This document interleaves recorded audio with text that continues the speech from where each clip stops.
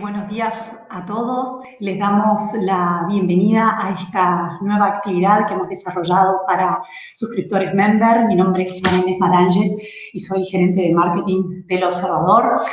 Para nosotros es un gusto nuevamente encontrarnos con ustedes por esta vía, por este canal, aunque sea remoto.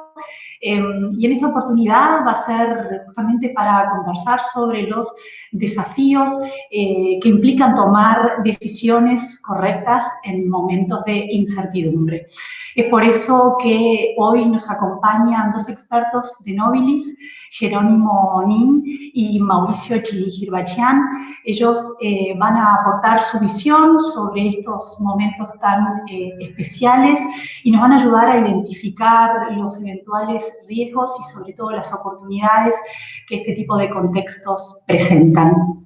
Nobilis es una empresa líder en lo que es gestión patrimonial, por lo que nos parecía sumamente importante acercarles esta oportunidad de reflexión compartida. Nobilis surge de la unión de empresas locales de vasta trayectoria y experiencia en nuestro mercado, como lo son los corredores de bolsa Polio, Comas y Rospide, la sociedad de bolsa Merfin y GAP Consultores. Para nosotros, bueno, es un gusto esta instancia y comentarles que la actividad va a ser moderada por Federico Comesaña. Federico fue editor de Economía del Observador durante mucho tiempo, así que es cercano a la casa, es un gusto encontrarnos con él por esta vía. Y bueno, y también muy gratificante ha sido la aceptación de esta actividad que nuclea más de 350 personas que han demostrado su interés. Así que bueno, agradecerles a todos su compañía, a Nobilis la confianza y le doy pie a Federico para poder comenzar esta actividad. Federico. Muchas gracias, Ana Inés. Buenos días para todos. Desde el estallido de la pandemia, los mercados financieros se adentraron en un escenario complejo, volátil, incierto, con reacciones extremas que vamos a analizar a continuación. Y si será complejo este escenario que nos toca vivir, que hace solo 4 meses el tapabocas era algo que veíamos en un quirófano o en el dentista, y hablar de suspensión por tiempo indefinido de los vuelos comerciales en casi todo el planeta no entraba en el guión del más retorcido de los informativistas. Era cuestión de ciencia ficción. Pero eso sucedió, el miedo se impuso durante semanas que se hicieron y se hacen meses, y la crisis sanitaria impactó en todas las actividades económicas, sociales y culturales del mundo.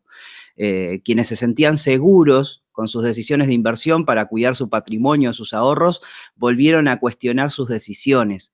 Para entender dónde estamos parados y sobre todo cómo movernos en entornos financieros de gran incertidumbre, vamos a conversar hoy con Jerónimo Nin, gerente de inversiones de Nobilis, y Mauricio Chilingirbachian, estratega senior de inversiones de Nobilis.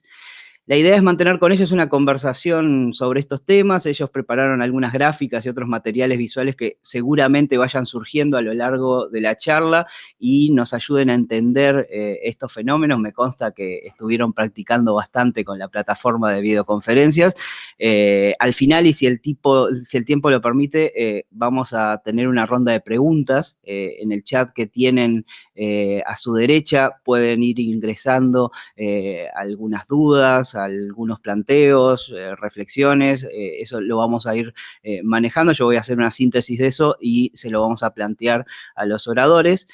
Vamos a comenzar con una visión del mercado financiero en estos tiempos de COVID. Es un breve video introductorio que preparó el equipo de Nobilis para entrar en el tema. Así que bienvenidos todos y vamos a llevarnos seguramente algunos consejos y algunas herramientas para entender esta nueva coyuntura. Así que adelante con el video.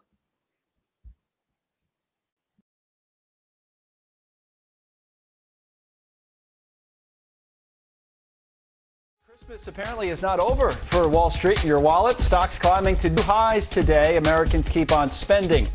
Another record day on Wall Street. The S&P 500 and NASDAQ closing at all-time highs. The Dow up, gold up, oil up, real estate up. Is this the beginning, perhaps, of something bigger, deeper, longer? 23 years I've been the floor reporter at the New York Stock Exchange, and you don't see days like this very often, Brian. Thank heaven. Oil Armageddon. Saudis turn on the tank taps and tank prices after Russia refuses to make a deal. Crude stress reverberates in the credit market. These are moves that are unprecedented. The coronavirus epidemic. We've not traded something like this in modern financial markets. It looks like it's an equivalent kind of pandemic in terms of investors' minds to the Spanish flu.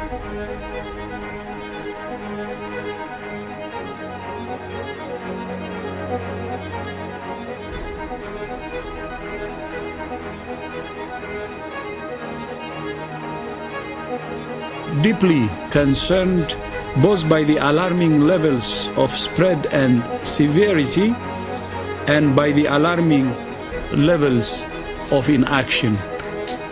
We have therefore made the assessment that COVID-19 can be characterized as a pandemic.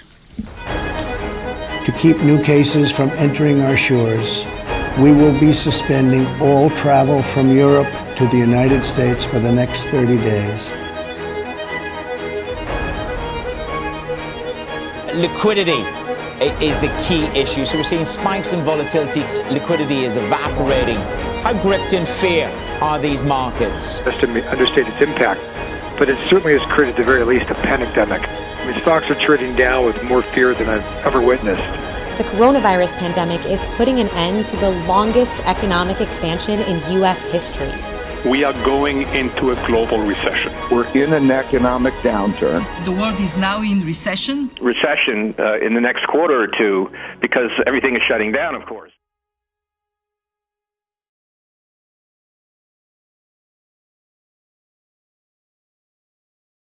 Bueno, con este nudo en la garganta demos la bienvenida a Jerónimo y Mauricio para empezar a analizar esta coyuntura. Buenos días, Federico. Buenos días. Muchas gracias a todos por acompañarnos. En nombre de Novi, les doy la bienvenida. Y lo primero que me gustaría empezar compartiendo con, Buenos días con para todos los participantes es eso que vimos en el video, eso no es invertir, digamos, o no es como nosotros lo entendemos. Esa es la reacción de los mercados financieros ante un episodio de estrés que no conocemos, que nunca habíamos visto y que era hasta impredecible. Pero invertir no se debería sentir de esa manera. Invertir para nosotros es una actividad en la que uno construye un portafolio de inversión y que espero que hoy, después de la charla, se puedan llevar esa idea y algunos conceptos sobre cómo armar buenos portafolios de inversión y cómo entendemos nosotros qué es invertir, que no tiene que ver con especular y no tiene que ver con el corto plazo y con muchas de las sensaciones que genera el video y que todos nosotros vivimos y experimentamos porque estábamos todos los días que estaban pasando esas cosas que veíamos ahí, acá y en contacto con los clientes. Pero bueno, no sé, Fede. Bien. ¿Cómo debemos interpretar esta caída? A ver, más allá de lo obvio que vimos resumido en el video, porque más allá de la profundidad del deterioro de las valuaciones, la velocidad es un elemento que impacta en esa percepción negativa de la situación que tenemos todos, y más aún quienes miramos el mercado casi desde afuera. Sí, totalmente. Entonces, la verdad es que esto es un episodio muy extremo. Y lo importante para estos episodios siempre es estar preparado, ¿no? Estas cosas pueden ocurrir. Y la verdad es que esta crisis va a quedar en los libros de historia financiera, digamos, con el tiempo, porque tiene algunas particularidades. Creo que una de las particularidades que más resalta es la velocidad con la que cayeron los mercados. Entramos en lo que se conoce un mercado bajista o bear market, en tan solo 16 días. O sea, un mercado bajista, para que todos entendamos, es cuando desde el máximo alcanzado cae un 20% o más. Ahí decimos que el mercado pasó de ser un mercado alcista a ser un mercado bajista o bear market. Bueno, acá eso ocurrió tan solo en 16 días.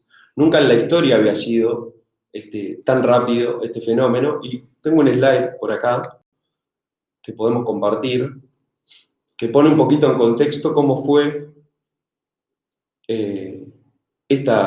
la velocidad de esta caída en comparación con otras crisis. Hay un segundo que ya estoy llegando. Acá está, ese es el slide que estamos hablando. No sé si todos lo ven, pero decime, Fede, si lo ves vos. Y ahí se ve que la crisis del 2020 es esa línea naranja. El mercado llegó a caer hasta 34%. En el eje de arriba podemos ver la cantidad de días en que se va dando la caída de los mercados, y en el eje de la Y podemos ver cuánto va cayendo el mercado, ¿no? Y entonces vemos que en el 2020 cayó 34% en unos 25 días, y esa franja del 20% fue solo en 16. Y después en otras crisis, como la crisis del 87, ya llevó 60, 70 días. En la crisis del 2008, que cayó 57%, la caída inicial no fue tan rápida, demoraron unos cuantos días más. Y bueno, y eso creo que hace a la particularidad de esta crisis. Y eso yo me animo a decir que hay 3 explicaciones, 3 razones que ayudan a entender por qué cayó tan rápido. La primera es, veníamos de máximos históricos. Cuando uno repasa cómo había terminado el año 2019, veíamos que las bolsas estaban cerrando máximos históricos, y más allá de que eran máximos, ya podíamos decir, y de hecho nosotros en nuestro informe anual con los clientes lo compartimos, de que los activos financieros desde una perspectiva histórica estaban poniéndose caros, ¿no? Porque no solo importa que están en el máximo o no, sino si están caros o baratos en su comparación histórica y en su coyuntura actual. Y nosotros entendíamos que estaban un poco caros y advertíamos de que había que ser cuidadosos, precavidos. Pero por supuesto que nunca nos imaginamos que iba a venir un episodio como este, ¿no? Pero bueno, creo que el hecho de cuando los inversores están invirtiendo en un mercado que está un poco caro, la gente invierte con esa sensación de que estoy comprando un activo, pero capaz que estoy pagando un precio muy caro. Esa es una condición necesaria para que después vivamos episodios de estrés, digamos, o para que después cuando empiezan a vender, empiezan a ver, me apuré, no tendría que haber comprado, quiero salir, empezamos a ver olas de venta. El segundo punto, que me parece muy importante, es nosotros, digamos que los gobiernos y los países provocamos la crisis, digamos. Ante una emergencia sanitaria, un virus que no sabíamos cómo combatir, entendimos que la mejor solución era apagar las economías. Hicimos un apagón global, sincronizado, donde mandamos a mucha gente para su casa. O sea, fue distinto en cada país, en algunos lugares se manejó mejor que en otros, pero muchos terminó con la cuarentena obligatoria, y algunas industrias en particular las cerramos completamente. O sea, las aerolíneas las cerramos totalmente, los hoteles también cerraron, porque además al no funcionar las aerolíneas tampoco hacía mucho sentido que estuvieran abiertos, los centros comerciales.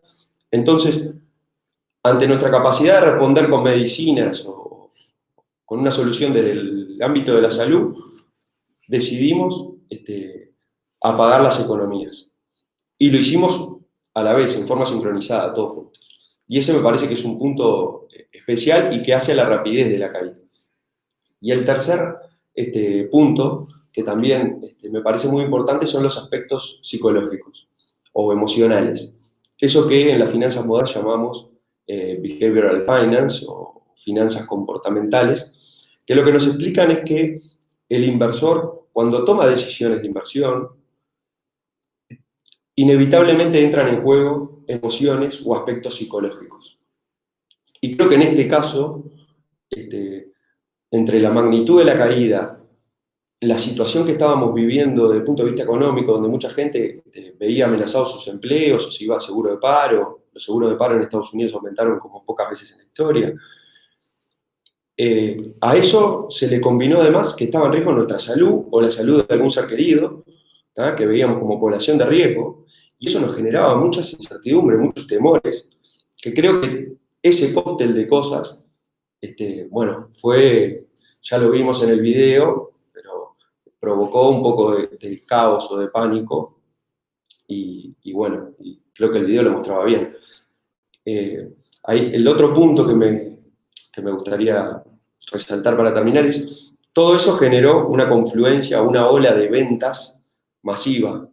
Vimos retiros de fondos como pocas veces se experimentó en la historia. De hecho, por momentos, los flujos, a nosotros en el mundo financiero nos gusta mirar mucho los flujos, porque si hay mucha gente comprando una cosa, es probable que siga con la tendencia al alza. Si hay gente vendiendo, es probable que continúe la tendencia a la baja. Entonces, mirar los flujos es importante. Acá, los flujos de venta por momentos superaron la crisis del 2008, para que entendamos la magnitud de la crisis y lo majestuoso que fue el proceso de venta. Y tenemos que entender que es natural a veces asustarse y querer ponerse a resguardo, pero que eso muchas veces no es la mejor decisión de inversión. Entonces, para eso es muy importante estar preparado y poder poner en contexto las cosas que están sucediendo en el mercado financiero. Y bueno, y sobre eso seguro vamos a charlar un poco más. ¿Y qué pasó después? Caída brusca y luego de vuelta a crecer. El mercado hoy recuperó gran parte de su caída, por más que el disparador de esta crisis todavía no parece ni estar cerca de resolverse. ¿Cuáles son las razones para ese repunte? Sí. Primero que nada, quiero arrancar haciendo una puntualización, más que nada en base a lo que fue la caída. Ni las caídas del mercado, ni las recesiones son eternas. En promedio, las recesiones en la economía americana duraron 13 meses y el mercado toca el piso 3 meses antes de que la recesión termine. Entonces, ahí hay algo muy interesante y es que muestra la característica prospectiva de los mercados financieros. Es decir, los mercados se mueven en base a expectativas de la gente. Y por ese motivo, es que no nos tiene que parecer extraño que hoy el mercado haya rebotado, esté subiendo, y que los indicadores macroeconómicos que vamos a ver en los próximos trimestres van a ser bastante negativos. Pero bueno, lo que pasó después del 23 de marzo y que el S&P cae 34%, como comentaba Jerónimo, es que el mercado rebotó, eso ya todos lo sabemos. Es cierto que no rebotó tan rápido como lo que fue la caída, es cierto. De hecho, quiero compartir con ustedes un gráfico. Un segundo.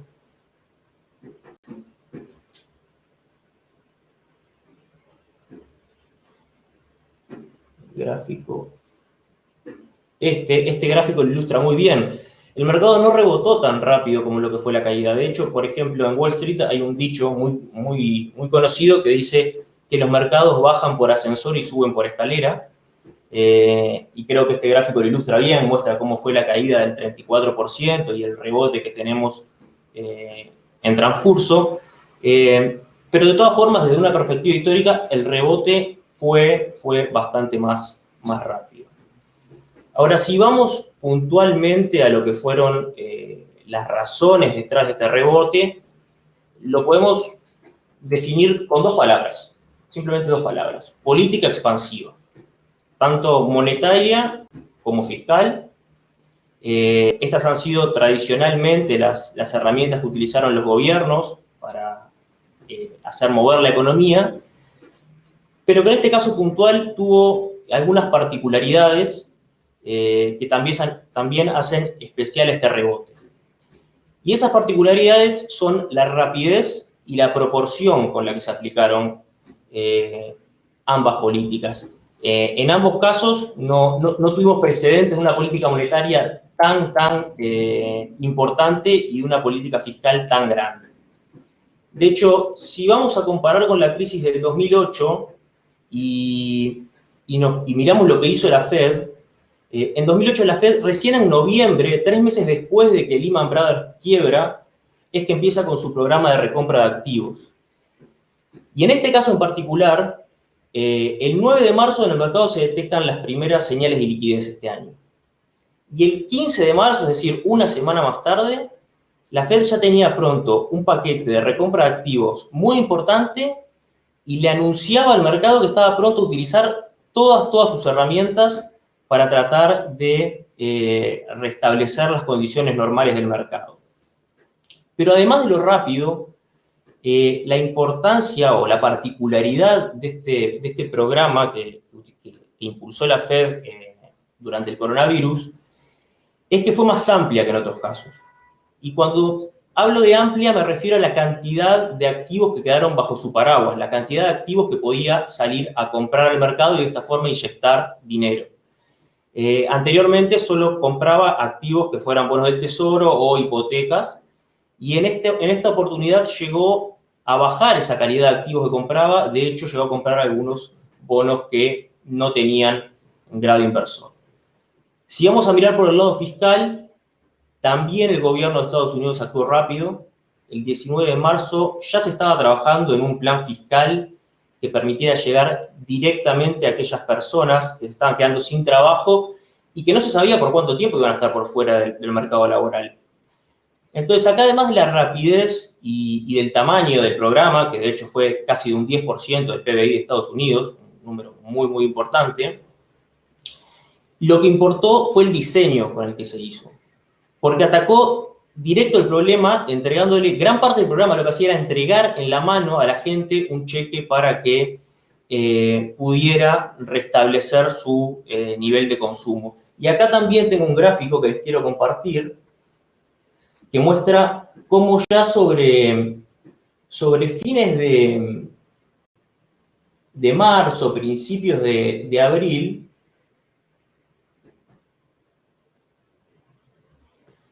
en Estados Unidos el consumo a través de tarjetas de crédito, vemos cómo había caído durante marzo, el consumo con tarjetas de crédito en Estados Unidos a fines de marzo, principios de abril, ya empezaba a rebotar esa tendencia. Entonces esto lo que nos muestra es que esa política fiscal importante de darle un cheque en la mano a la gente contuvo el daño que se iba a perpetuar en el consumo, que representa uno de los motores de la economía americana y por ende afecta al resto del mundo.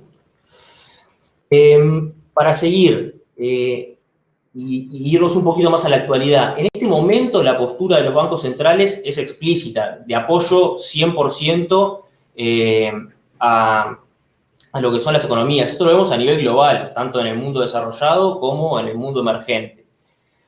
Pero acá quiero agarrar una frase de Powell, que es el presidente de la Reserva Federal, donde dice: los bancos centrales pueden prestar, pero no pueden gastar.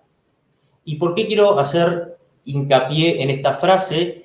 Y es porque a medida que el tiempo pasa y no aparece una vacuna, la gente no puede volver en su totalidad al mercado laboral, la política fiscal se hace cada vez más importante. Entonces, hoy en día, el mercado está mirando qué va a pasar con esas políticas fiscales, de las cuales muchas se hicieron programas que tienen vencimiento. Por ejemplo, en el caso de Estados Unidos, termina esta política fiscal a fin de mes, ya se está hablando de una posible extensión, pero va a ser muy importante qué es lo que hagan de acá en más, ya sea extender, ampliar esos planes fiscales, esos estímulos fiscales, o redireccionar la asistencia de algunos sectores de la economía que van mejorando antes que otros. Esa es básicamente la gran incógnita hoy. Si el puente monetario y fiscal que extendieron, que hicieron los gobiernos, va a ser lo suficientemente fuerte para llegar al otro lado hasta el día que se encuentre la vacuna. Y en este frente hubo buenas noticias esta semana en lo que respecta a políticas fiscales. La Unión Europea aprobó un plan de recuperación económica con un tamaño cercano al 5% del PBI, que se le suma a lo que había hecho cada país individualmente, ahora es una política conjunta. Y en Estados Unidos también ya están hablando demócratas, republicanos, a ver cómo hacen para extender este plan. Así que, volviendo un poquito a lo que comentaba Jerónimo del apagón global que se vio a nivel de todos los países, y para cerrar la pregunta, los gobiernos tuvieron que tomar medidas urgentes, tuvieron que hacerlo sin planificación previa y priorizando lo sanitario. Y para ello se detuvo la economía. Esto impactó muy fuerte en lo que es el flujo de crédito de todos los circuitos económicos y el mercado de trabajo, obviamente, y a través de políticas monetarias y fiscales muy expansivas, se contrarrestaron los efectos y el mercado comenzó esa recuperación que estamos viendo hasta hoy. Bien, y teniendo en cuenta este escenario complejo que los dos han dibujado, donde se mezclan aspectos sanitarios, respuestas de política fiscal y monetaria, reacciones emocionales y sobre todo mucha incertidumbre a futuro. ¿Cómo invertir, que en definitiva es apostar a futuro, cuando no tengo visibilidad hacia adelante? ¿Y cómo superar ese miedo que, a pesar de la recuperación de los últimos meses, sigue latente después del golpe que se dieron unos cuantos? Bien. Creo que lo primero, lo más importante, es estar preparado para estas cosas. Ahora fue la crisis del COVID, hace 10 años, 11 años fue la crisis del 2008, y a inicio de los 2000 fue la burbuja de las .com. Y los mercados tienen momentos de shocks, ¿tá? Donde sufren un poco y los activos financieros tratan de entender qué está sucediendo en la economía y tratan de de establecer el nivel de precios adecuado para el momento de la coyuntura. Entonces, si estamos preparados para eso, yo creo que ya empezamos a ganar el partido o a poner las cosas a nuestro favor. Porque la gran realidad que tienen los mercados financieros, y que muestran la historia, es que a lo largo del tiempo los activos suben de precio. Todos los activos financieros a lo largo del tiempo suben de valor. Y esa es una realidad que no solo la muestra la historia, sino que tiene una lógica, que es que las economías crecen, lo que hemos visto en el a lo largo del siglo XX, es que las economías empiezan a crecer, que los consumidores son cada vez más, que la gente consume cada vez más bienes, y todo ese crecimiento económico se traduce en empresas mejores, que tienen más utilidades para sus accionistas, y empresas que generan ingresos para repagar sus deudas. ¿Ah? Entonces, si sabemos que en el largo plazo los activos suben y nos logramos preparar adecuadamente para las situaciones de estrés como las que vimos, entonces yo creo que el partido lo empezamos a ganar, hablando un poquito en términos futbolísticos. Y acá me gusta a mí mucho hacer una comparación que es de los mercados financieros con la navegación, con ir a navegar.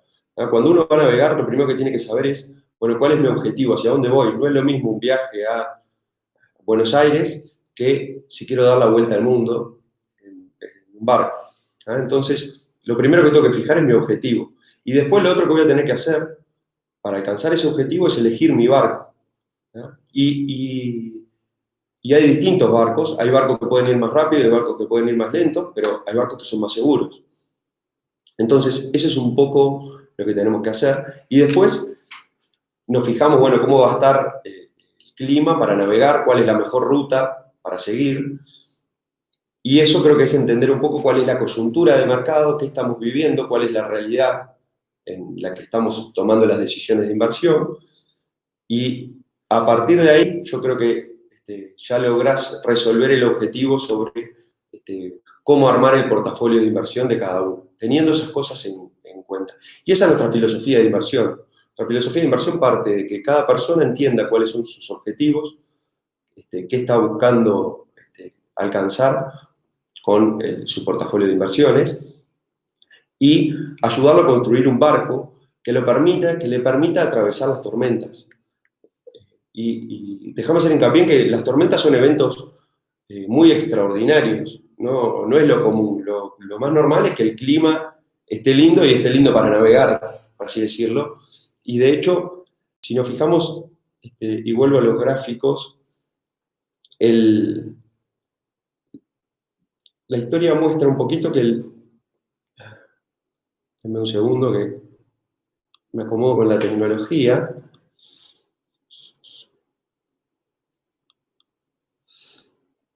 Pero acá está, esto es lo que les quería mostrar, que el 76% de los años el S&P 500 termina con resultados positivos. ¿Ah? En promedio, el 76% de los años, esto es, si miramos desde 1935, creo, hasta el día de hoy. Y si lo tirás para atrás, la estadística es la misma, no se afecta por el momento que inicie. Por supuesto que hay años que son negativos y hay que estar preparados, pero en general el clima para navegar es bueno y los mercados financieros dan utilidades y dan rendimientos. Y ahí vemos en el gráfico que muestra el 76% cómo se separa entre, bueno, cuál es la dispersión de las rentabilidades, los años de más rentabilidad y los años de menos rentabilidad, con qué frecuencia ocurre. Pero creo que lo importante, el mensaje central es estar preparados. Y estar preparados es construir un buen barco, y construir un buen barco es diversificar. Armar un portafolio que incorpore distintas clases de activos. Esa es la mejor receta para atravesar las crisis, para atravesar las tormentas y atravesarlas de una manera en la que no entremos en pánico y evitemos tomar malas decisiones de inversión. Porque a veces a veces nos enfocamos mucho en tomar buenas decisiones de inversión, pero también hay que tener cuidado de no tomar malas decisiones de inversión. Y la verdad es que vender en plena crisis o en pleno caos de mercado, si no es necesario, si no cambió nada de nuestros objetivos, es algo que no tenemos que hacer. Algunas preguntas que recibimos del público en la previa apuntaban a identificar ganadores y perdedores en esta crisis. ¿Hay ganadores y perdedores claros? Es decir, ¿hay cambios de tendencia que favorecen a unos u otros actores? Y yo me pregunto, ¿son cambios que llegaron con la crisis sanitaria o son cambios que ya se perfilaban y esta crisis aceleró de alguna manera? Sí, Mauri, déjame que voy yo. Las economías están todo el tiempo viviendo cambios. O sea, el cambio es parte natural de la economía. Si vos mirás cómo estaba compuesta una economía hace 50 años, cuáles eran los motores, vas a ver mucho del sector industrial muy presente en los motores de la economía. Hoy, los motores de las economías pasan más por el sector tecnológico, principalmente. Eso queda muy claro cuando mirás el S&P 500 y te fijas que las principales empresas, de las más grandes, Apple, Facebook, Google, Amazon, son todas empresas que hasta hace 30 años o no existían o estaban naciendo recién. Apple es un poco la más vieja, pero que tuvo algunos tropezones al inicio, y después Amazon y Google son de los 90 avanzadas, y Facebook es de los 2000, y hoy son empresas que por capitalización bursátil son de las más grandes del S&P 500. Y eso creo que tiene que ver con un cambio estructural que está ocurriendo en las economías, que va más allá de la crisis del COVID. Lo que muchas veces sucede con las crisis es que aceleran esos procesos de cambio. Y entonces, los cambios que estábamos viendo de incorporación de tecnología en el día a día, ahora se hacen mucho más fuertes, son mucho más claros. Y acá también podemos ver algunos gráficos que nos pueden ayudar a ilustrar algunas situaciones. Algunos de los casos que me gustan son el de Amazon, por ejemplo, la industria del retailer o de los centros comerciales cambió mucho, ya venía cambiando antes de la crisis, y ahora con la crisis se aceleró. Amazon hoy vale más de lo que valía antes de que empezara la crisis. Y vale mucho más que toda su competencia de grandes superficies juntas, porque el negocio cambió. El negocio antes era tener un buen location y tener mucha superficie, y hoy tener mucha superficie es tener muchos productos online, y tener location es poder acceder a esas empresas desde el celular y aparecer en las primeras búsquedas y que estén en nuestros inconscientes cuando queremos comprar un producto online. Lo primero que pensamos es en ir a Amazon. Esos son cambios, como te digo, que se venían dando desde antes, pero que con la crisis se aceleran y que aparecen ganadores y perdedores. El otro de los casos muy propio de esta crisis es el caso de Zoom, que es la empresa de teleconferencias, que hoy, por capitalización bursátil, Zoom vale más que las aerolíneas. Acá tenemos bien claro un efecto específico de esta crisis, digamos. Zoom era una empresa que tenía 10 millones de usuarios antes de la crisis y hoy tiene más de 300 millones de usuarios. Y bueno, y eso se ve reflejado en el valor de sus acciones. Y por otro lado, las aerolíneas, que son, es uno de los rubros más afectados por esta crisis, que con el tiempo se va a ir recuperando y probablemente haya muchos cambios a la interna de ese rubro, con ganadores y perdedores, algunas aerolíneas que ocupan el lugar de otras, y los gobiernos que, como decía Mauricio, practican políticas fiscales expansivas. En el caso de Lufthansa, que es una de las que aparece mencionada ahí, bueno, el gobierno alemán decidió hacer una inyección de capital en la empresa porque entendía necesario que la empresa subsista y mantener la conectividad. Entonces, acá tenemos otro caso de ganadores y perdedores, que también es muy importante, y entender bien estas tendencias que se vienen dando, como la de Amazon antes, esta de Zoom. El otro caso que tengo es el de Tesla. Tesla, que es la empresa automotriz, que hoy es la que más vale por capitalización bursátil, más que Toyota, que Volkswagen, que Ford. Y en realidad, si uno mira el balance, es una empresa que vende muchos menos autos, hasta 10 veces menos autos por año, y factura hasta 10 veces menos, pero el mundo está yendo hacia la adopción de autos eléctricos, porque también hay uno de los cambios que está provocando esta crisis es la incorporación nos interpeló un poco en cuanto a nuestra relación con el ambiente y a la necesidad de ser más amigables con el ambiente y de tener cuidado con los impactos que generamos. Y entonces los consumidores y los gobiernos en muchos casos están promocionando el uso, la incorporación de los autos eléctricos. Esa es una tendencia que para los próximos años parece ser muy grande y bueno, y Tesla parece ser la empresa elegida en estos momentos.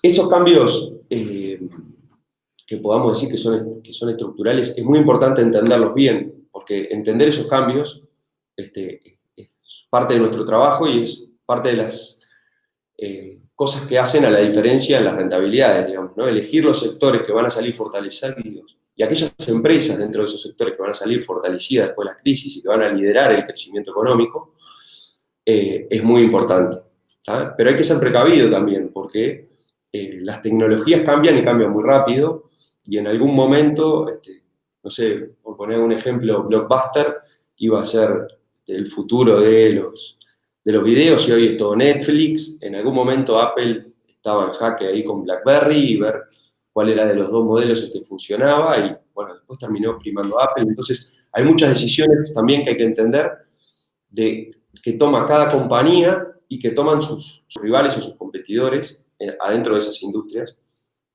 Y bueno, y todo eso es parte de nuestro trabajo y de las cosas que tenemos que analizar o entender de la coyuntura para poder tomar buenas decisiones de inversión.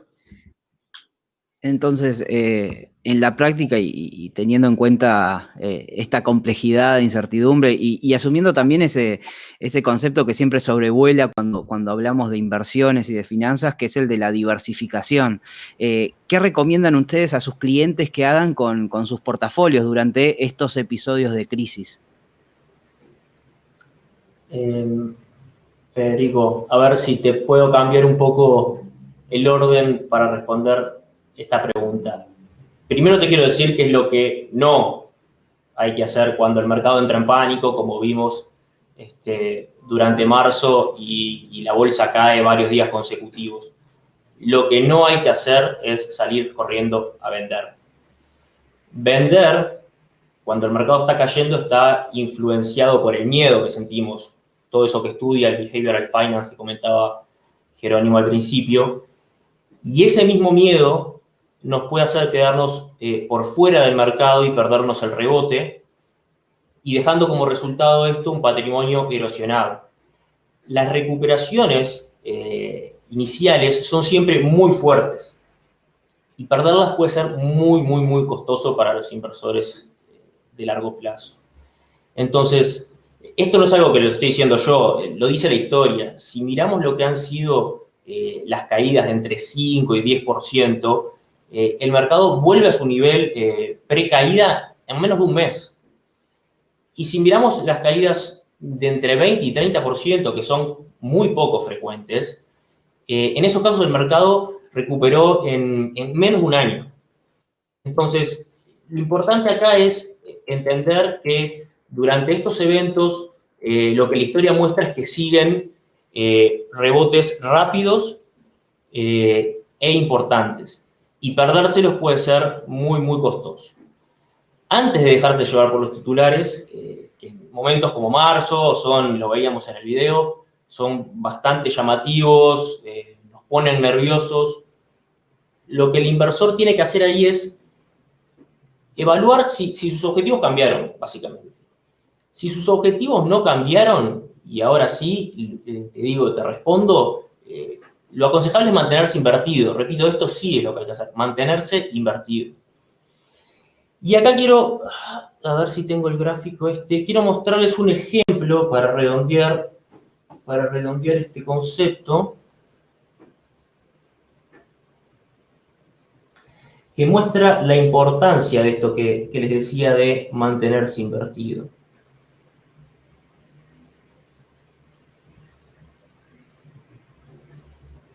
En este gráfico que estamos viendo, lo que intento ilustrar, o mejor dicho, lo que ilustra es cómo le hubiera ido a un inversor que desde 1936 hubiese podido anticipar las crisis y salirse, es decir, salir del mercado 10 meses antes de que el mercado tocara el techo y volver a entrar al mercado 10 meses después de que este tocó piso. Es decir, me voy, vendo antes de que el mercado entre en crisis y vuelvo a entrar después de que rebotó. Y lo que muestra esto es que en el largo plazo, ese inversor que consistentemente salió de las crisis, las evitó, terminó perdiendo más de la mitad del retorno de aquel que se mantuvo invertido. Entonces, otra vez más, muy importante mantenerse invertido si es que tus objetivos no cambiaron. Y otra cosa que quiero comentarte para terminar, quiero mencionar la importancia que tiene un plan de inversión para aquellos que invierten a largo plazo. Cuando uno tiene un plan, tiene un camino marcado. Incluso si nos agarra la tormenta, por volver a la analogía que hacíamos anteriormente, incluso si nos agarra la tormenta tenemos un plan, y ese plan nos va a servir como una guía, nos va a dar un rumbo en medio de esa tormenta. ¿Puede precisar cambios tácticos o más profundos? Sí, lo puede precisar, y ahí es donde la importancia de un asesor financiero es clave, y donde esa persona, que es nuestro asesor, nos va a aportar esa cuota de objetividad, para esa óptica de racionalidad que se precisa y que es tan importante en momentos como los que vivimos durante marzo. Entonces, acudir a tu asesor cuando estás en una crisis también es una de las cosas más importantes que hay que hacer. Suele decirse también que las crisis representan oportunidades. Ya hablamos de ganadores y perdedores dentro de los diferentes sectores. Bueno, ¿qué podemos decir de los propios inversores? ¿Es posible para un inversor con liquidez aprovechar la crisis y comprar barato? Bueno, sin duda que si miramos la historia, invertir durante las crisis, es decir, entrar en el piso, hubiera sido la mejor opción. Pero la realidad lo que marca es que incluso los que tienen efectivo, los que llegan con liquidez a un momento de crisis, tienen miedo de entrar y que el mercado siga bajando. Y es normal que así se sientan, así se sienten la mayoría de los inversores. Hay otros que, en vez de sentirse nerviosos, se quedan esperando que baje más para aprovechar una mejor oportunidad, pero lo que termina pasando es que cualquiera de ellos dos espera un poco más, y en ese interín se pierden la oportunidad de entrar. Entonces, yendo directo a tu pregunta, la respuesta es que la historia sí muestra que las caídas ofrecen un buen punto de entrada, pero también nos muestra que porque somos personas con un componente emocional importante, la mayoría no lo van a hacer.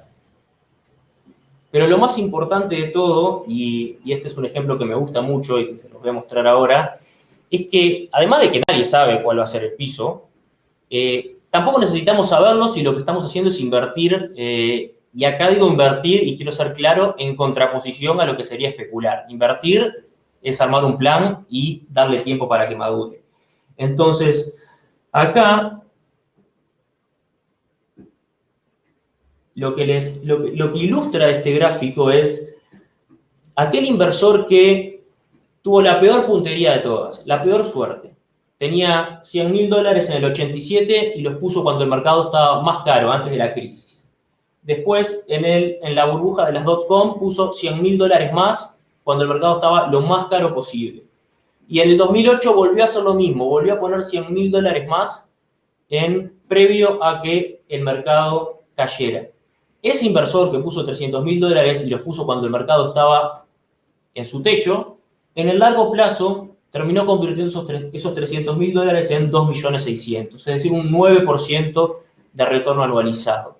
Entonces, esto lo que nos muestra es que más importante que estar intentando ver si es o no es el momento para entrar, es entrar mismo y darle tiempo a la inversión para que madure en el largo plazo.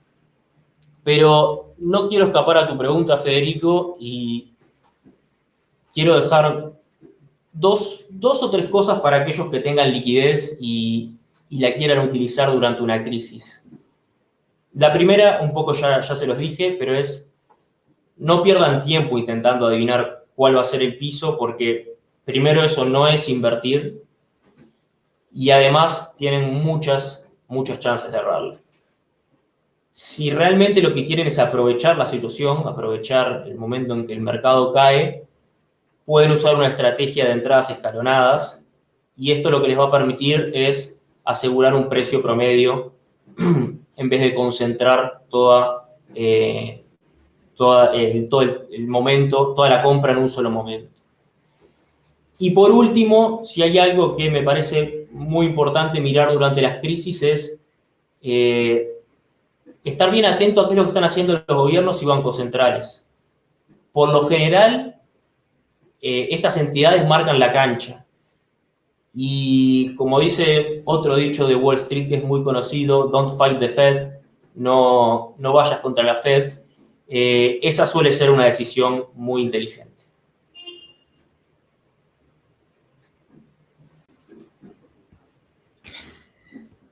Bien, ustedes recomiendan un plan de inversión como hoja de ruta, un plan que ustedes decían, bueno, mira el largo plazo, hay que dejarlo madurar y no distraerlo con el día a día. Pero ¿qué tan estricto o qué tan flexible debe ser ese plan ante cimbronazos como los que atravesamos recientemente? ¿Cómo se procesan los cambios en ese plan? Y en cierta medida, ¿no estamos agregando un elemento adicional de incertidumbre y riesgo con tanto supuesto ahí metido? No, a ver. El plan es una hoja de ruta de largo plazo, que no quiere decir que sea estática, digamos. Debemos revisarla. ¿Ah? Y hay básicamente dos momentos para revisarla. Uno es, deberíamos revisarla siempre semestralmente o anualmente por lo menos, nuestra hoja de ruta, en condiciones normales. Y lo otro es, después de que haya algún evento o episodio de crisis o algún shock muy grande en los mercados, ese es otro momento para revisar nuestra hoja de ruta, para revisar nuestro plan.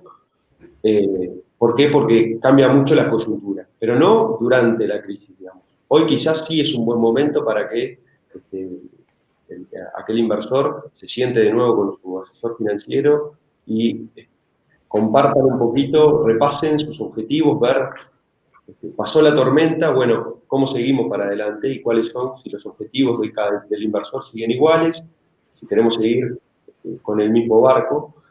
Y quizás si tenemos que hacer algunos cambios, porque la coyuntura para los próximos 5 años es un poco distinta a lo que era previo a la crisis. Todo esto que señalaba Mauricio de las políticas fiscales y monetarias expansivas, se traduce, una de los corolarios que tiene incluido, es que la Reserva Federal probablemente mantenga las tasas de interés bajas por mucho tiempo. El mundo está preparado para ser un mundo de tasas de interés bajas por mucho tiempo, porque necesitamos darle tiempo a las empresas para que recompongan su balance, para que vuelvan a incorporar a la gente al trabajo, y eso genera un cambio de coyuntura. Si las tasas de interés van a estar bajas, yo debería repasar si tengo la cantidad de acciones en mi portafolio, adecuada, o si es momento de agregar un poco más de acciones al portafolio. Esa es una de las preguntas que deberíamos hacernos. Básicamente invita a repasar la ponderación de las clases de activos. La otra pregunta, por ejemplo, otra de los activos, de las clases de activos que consideramos que tiene un panorama muy prometedor para adelante y su expectativa de retorno ha mejorado, es el oro. En momentos donde las tasas de interés están tan bajas, el costo de oportunidad de tener oro tiende a cero, y la verdad es que el oro se ha mostrado como un buen activo de refugio, especialmente ante situaciones donde se puede disparar la inflación, y hoy hay una situación, o están dadas las condiciones, porque hay mucha deuda en el mundo, tanto de las empresas como de los gobiernos, sobre todo de los gobiernos, y los gobiernos inyectaron mucha liquidez. Entonces, eso podría llevar en algún momento a algún episodio donde haya cierta desconfianza, digamos, en el valor de las monedas, que se traduce en inflación.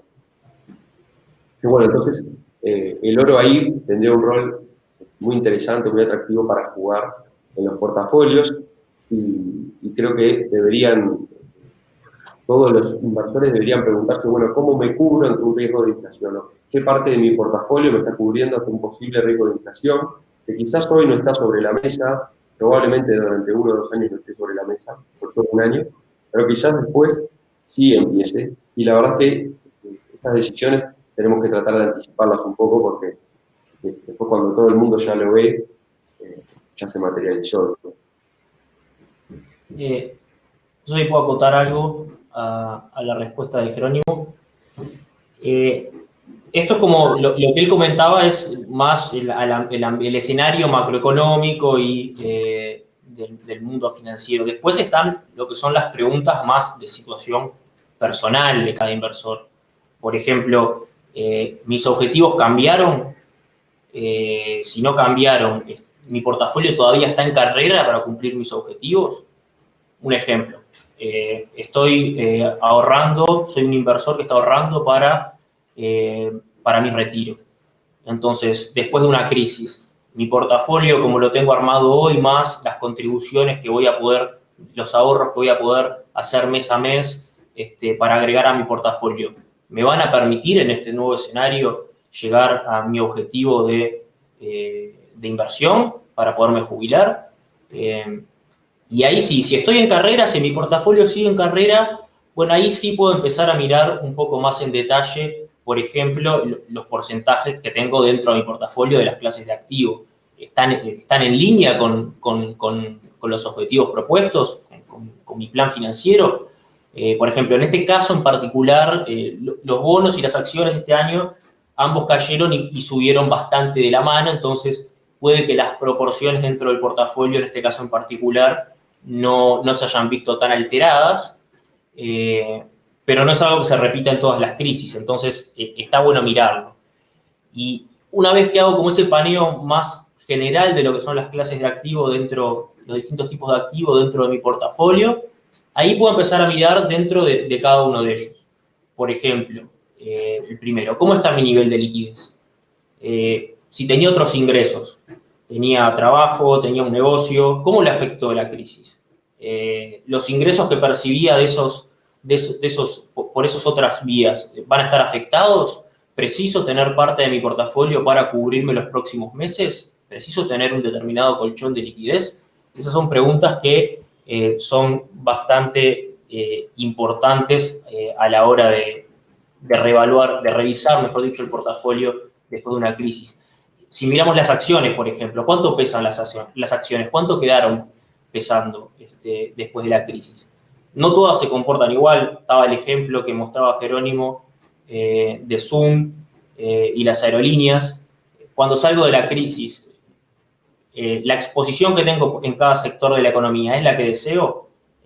Evidentemente este año las acciones del sector tecnológico rebotaron y vienen mucho mejor que el promedio. Entonces, ¿qué concentración tengo en el sector tecnológico? ¿Es la que estoy buscando? ¿Es la propicia para mis objetivos? Después, vamos al caso de los bonos. Recién Jerónimo hablaba de que las tasas van a seguir, aparentemente, todas indicar que bajas por un tiempo. ¿La calidad de la renta fija que tengo en mi portafolio es la adecuada?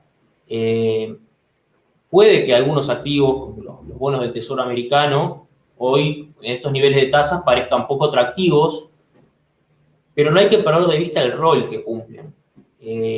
Los activos de calidad siempre son un activo necesario en un portafolio diversificado porque van a funcionar de lastre cuando el mercado se ponga muy volátil, como pasó en marzo. Y es lo que nos va a defender y permitir y hacer funcionar esa diversificación de la que tanto hablamos. Entonces, no perder de vista el rol de los activos, repito, y también evaluar, como decíamos, en este caso, capaz que con estos niveles de tasas, utilizar otros tipos de activos defensivos, como el oro. Una combinación de oro y bonos del Tesoro puede ser una buena combinación que antes no la estábamos considerando porque el escenario era otro. Entonces, todos los cambios que hagamos, siempre con mucho criterio, siempre de manera racional. De vuelta, argumento, no dejarse llevar por los titulares. En estos momentos abundan las tentaciones para dejarse llevar por los titulares, ya sea para que nos pongamos nerviosos o para que nos veamos tentados a invertir en cosas que salen en las noticias. Todos estos pasos siempre enmarcados en el contexto de cada inversor. Cada uno tiene su situación personal. Por ejemplo, algunos van a tener más urgencia de revisar su portafolio saliendo de una crisis. Aquellos que estén próximos a retirarse tienen un horizonte temporal menor que una persona de 20 años. Entonces, van a querer llevar su portafolio y lo van a querer llevar a sus clases de activo que necesiten más rápido que alguien que tiene 20 años y puede tolerar un desvío o una mayor exposición a acciones. Bueno, tengo una última pregunta. Ya estamos un poquito pasados de horas, pero veo que se mantiene el número de asistentes, con lo cual veo que hay interés y por lo tanto vale la pena extendernos un poquito más. De todas maneras, le voy a pedir que sean breves en la respuesta, pero me gustaría que nos vayamos con algunos de estos conceptos aterrizados al trabajo concreto que ustedes hacen como asesores financieros. ¿Cómo resuelven esta cuestión de planificación a largo plazo y la revisión continua de supuestos y objetivos de la que venimos hablando desde hace un rato? ¿Y cómo se traduce eso en un portafolio concreto de inversión? O sea, ¿pueden aterrizar esos números en rentabilidad generada, que es un poco lo que está en la vista del inversor, y cómo les ha ido a ustedes en particular durante estos tiempos turbulentos? Bueno, nosotros diseñamos una estrategia que recoge todas estas cosas de las que estuvimos hablando. Lo que nosotros consideramos, por decirlo, el mejor barco para navegar los mercados y atravesar las tormentas. Tiene activos defensivos que van a contener el portafolio en momentos adversos y otros que van a permitir capturar los retornos cuando el mercado suba. A este producto le llamamos estrategia de crecimiento y está diseñado para un determinado perfil de inversor que se repite bastante en lo que es la cultura de ahorro de los uruguayos. Reflejamos todas estas ideas que fuimos planteando de diversificación, gestión del riesgo, pero también aprovechando las oportunidades que da el mercado para rentabilizar y darle más valor al patrimonio. Quiero compartir con ustedes un par de diapositivas donde muestro esto. Un segundo. A través de esta estrategia, el inversor lo que tiene es acceso a bonos, acciones, también tiene otros activos, el oro que recién mencionábamos, propiedades. Está construida con un enfoque global, te permite tener exposición a más de 30 países, 11 sectores de la industria. Adentro de la estrategia, obviamente, tenés nombres muy conocidos, Apple, Amazon, Microsoft, bonos de países europeos, también hay empresas globales y tenés, como decía, hasta lingotes de oro. Entonces, actualmente la estrategia cuenta con más de 65 millones de dólares y lo bueno que queda en este gráfico, y ahora voy a mostrar cómo siguió la performance o los retornos, este es el gráfico de cómo le había ido la estrategia hasta previo a la crisis. ¿Ah? Lo que vemos acá es que en el largo plazo la diversificación permitió capturar la suba del mercado de manera sostenida.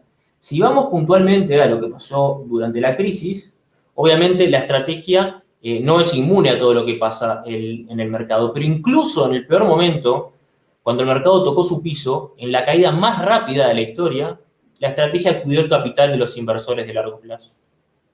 Y por último, quiero mostrarles cómo está la foto hoy. Al día de hoy, la estrategia ya recuperó la totalidad de la caída y tiene un retorno acumulado superior al 30%, repito, al 30% desde que la lanzamos. Entonces, para ir terminando, quiero hacer un comentario sobre las grandes ventajas que ofrecen hoy los mercados en relación a la accesibilidad. Hace 20 años, hacer una diversificación como la que ofrecemos en este tipo de productos era solamente para las personas que tenían más de $1 millón. Hoy eso cambió y una persona que está comenzando a ahorrar puede acceder a una diversificación adecuada. En nuestro caso, en particular en Nobilis, nos adaptamos al mercado, obviamente sumando todos los años de experiencia de las empresas que formaron Nobilis, como hacía mención Ana al principio de la charla, con inversión e innovación en tecnología y con un equipo grande de profesionales. Lo que logramos es acceder a los mejores productos que están disponibles a nivel internacional para podérselo ofrecer a nuestros clientes.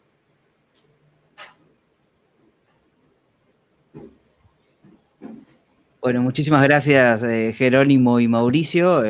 Hemos hecho un lindo paseo por temas de coyuntura y nos han dejado también algunos consejos relevantes para lidiar con situaciones de incertidumbre y volatilidad en los mercados. Me gustaría, si bien no vamos a poder pasar a la instancia de preguntas por tiempo, sí les va a llegar a Mauricio y a Jerónimo todas las preguntas que han hecho y seguramente a partir de ellas van a tener algunos diálogos interesantes de ida y vuelta con los asistentes. Ya los pongo a ustedes dos en el compromiso. Pero me gustaría sí compartir con ustedes algunos apuntes que fui tomando a lo largo de la charla y que de alguna manera, bueno, recogen conceptos claves y algunas reflexiones que me fueron surgiendo. Lo primero es que, si bien impacta la vista y ni hablar a quienes se encuentran en posiciones de inversión, bueno, las caídas abruptas en el mercado financiero no son una novedad y el sistema financiero, ayudado por la política económica, ha dado sobradas muestras de capacidad para procesar estos golpes y no solo retomar los niveles previos, sino también superarlos rápidamente. En segundo lugar, bueno, muchas cosas van a cambiar de cara al futuro, pero los principios de inversión seguirán siendo los mismos, incluso con esta incertidumbre. En tercer lugar, invertir es una estrategia de largo plazo, requiere de una inversión inicial y dar tiempo a las inversiones para que maduren. Comprar activos para ganar en un mes es especulación y esa es una actividad bien distinta a la de invertir. Otro punto es que invertir sea de largo plazo no quiere decir que no debamos revisar nuestros portafolios. En ese sentido, el analista financiero revé en todo momento si el portafolio del cliente en este nuevo contexto de características distintas sigue siendo el óptimo para alcanzar los objetivos. La preocupación del inversor debe ser tener un plan y un portafolio para enfrentar la tormenta cuando ésta llegue y no estar preocupado por la tormenta en sí o anticipar cuándo es que va a ocurrir. Para diseñar un plan de inversión, bueno, el rol del asesor financiero es clave, porque el plan debería tener en cuenta los objetivos, el horizonte de tiempo y el perfil de riesgo del inversor. Y por último, los activos de riesgo van a requerir más que nunca análisis de balances y entendimiento de industrias y tendencias que se consolidarán en el mundo post-pandemia. Esto es, digamos, el inicio. Quizás muchos de los temas y quizás de las preguntas que nos plantearon puedan ser disparadores para próximas instancias. Les agradecemos a Mauricio y a Jerónimo por esta instancia, al observador por darnos este espacio y a todos ustedes por seguirnos en esta conferencia que en lo particular me dejó varias ideas sobre las cuales seguir reflexionando y bueno, nos veremos dentro de poco en otra instancia o quizás en alguna consulta particular sobre estos temas. Que pasen lindo, hasta luego. Gracias, Federico. Y si me dejan compartir un último concepto, para terminar, vos decías ahí el tema de los principios de inversión que no van a cambiar, eso me parece que es una de las cosas más importantes. Y otro de los puntos es elegir a su asesor. Realmente la relación del inversor con el asesor es muy importante. Para que el asesor pueda hacer bien su trabajo y asesorarlo bien, necesita construir una relación de confianza con el inversor, porque esto es como ir al médico, digamos, vos necesitas que el cliente o el paciente te diga, bueno, qué cosas, dónde le duele, cuál es su sintomatología previa, qué problemas trae de antes, o sea, dónde está parado. A partir de ahí es que el asesor puede realmente hacer un buen trabajo de asesoramiento, ayudarlo a construir ese barco que le va a permitir transitar todas estas incertidumbres de la charla.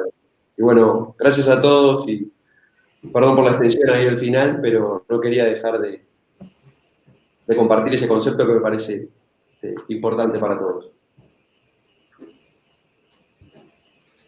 Perfecto, Jerónimo. Muchas gracias a todos. Hasta luego. Que tengan buen día. Hasta luego.